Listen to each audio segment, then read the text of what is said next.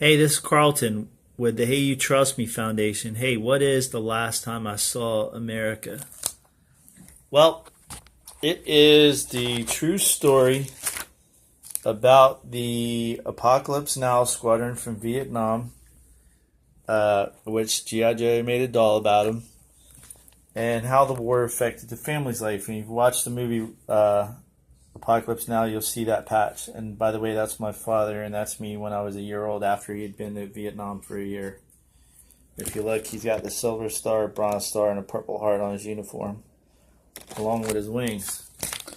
That's him right there. Robert Duvall would have played him in the movie. There's my father's best friend that got shot down and killed on his last mission within 24 hours of going home, Steve Larrabee. And the goal of this movie is to be the best of the best cast and for it to be the first not-for-profit movie out of Hollywood where proceeds go to help abused kids and disadvantaged kids. And by the way, what actor looks like Steve Larrabee? Yeah, you got it. Brad Pitt. All right, so I'm going to tell you fast as I can, because if I don't go fast, it's a really long story. This movie is a product just like any other movie. We're going to tell the true story about the Apocalypse Now squadron and how the war affected the family's life. In the beginning, you'll see my father go to Vietnam. He comes right back. It just says 1 year later. And fast forward to when I'm 5 years old, I'm sitting in my grandfather's lap. I'm holding an Easter bunny my dad gave a year before. The little boy's holding this Easter bunny. He's about to start crying. He says, "Granddaddy, where'd my daddy go? When's my daddy coming home?" And hear the grandfather's voice as a voiceover say, "This little boy asked me these questions for the next 32 years and a few months." And then I went through some trials and tribulations. In ninth grade, I was taken away and put in foster care. I was in foster care for about 6 months. And I had to listen to this little girl cry herself to sleep each night. I'm not going to go into details about, what she was in, what abuse she went through. And of course, in all screenplays, the main character about loses their life, and then it arcs back up.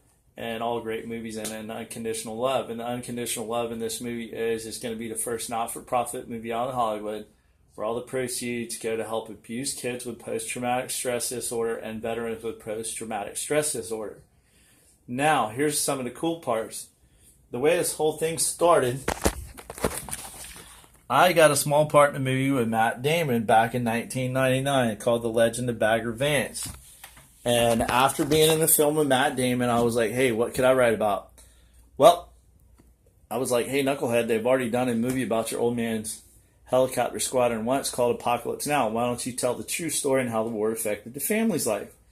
So I signed up for screenwriting, and I was doing research to find out who or what went on between my life, my mom and my father, right here, before I was born, and up until he left when I was 5 years old. Well, I found my baby book, and in there's the Charleston newspaper from the day I was born. And I open it up, and I look at the cover, and I open the second page, and lo and behold, it says Academy Awards tonight. And then I went to do research to find out who won that night. April 7th, 1970, John Wayne won his first and only Academy Award, and nobody's ever seen the Duke cry. As a matter of fact, Bob Hope, while winding up in the evening at the Academy Awards, the night Carlton was born, that would be me, he called the movies a mirror held up to nature that might be a force for peace. That's pretty crazy. Now, let's talk about this. Right now, America's in some radical chaos with race relations and all that good stuff.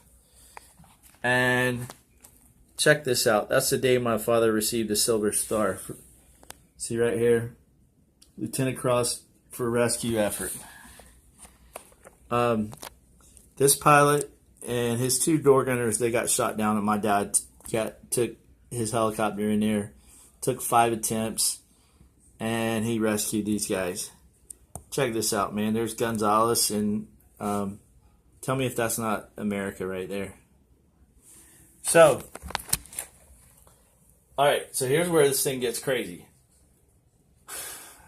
Doing research to find out to put this together. I've been working on this thing since literally after being in a film with Matt Damon.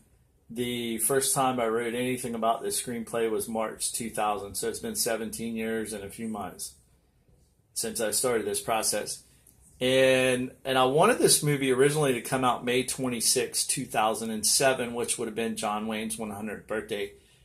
Well, what happened that day, obviously the movie didn't come out, but divine intervention happened. If you look below and watch the 2 parts that Live 5 News did about myself and my father, they aired that at 6 p.m. on the West Coast, or on the East Coast. But on the West Coast, at the exact same time on this earth at 3 p.m., the city of Irvine, California, dedicated a memorial to my dad's best friend, Steve Larrabee, who, by the way, he looks, or actually there's one actor that looks like Steve Larrabee, and everybody could probably guess, Brad Pitt.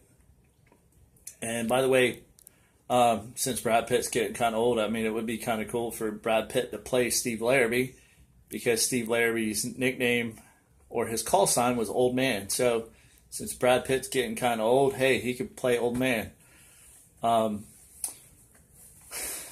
So divine intervention happened on John Wayne's 100th birthday. So I took that as, hey, listen, keep going. And then before that happened, I went to Vietnam. And I went there for 3 weeks in 2007, and March of 2007, so a couple months before the special.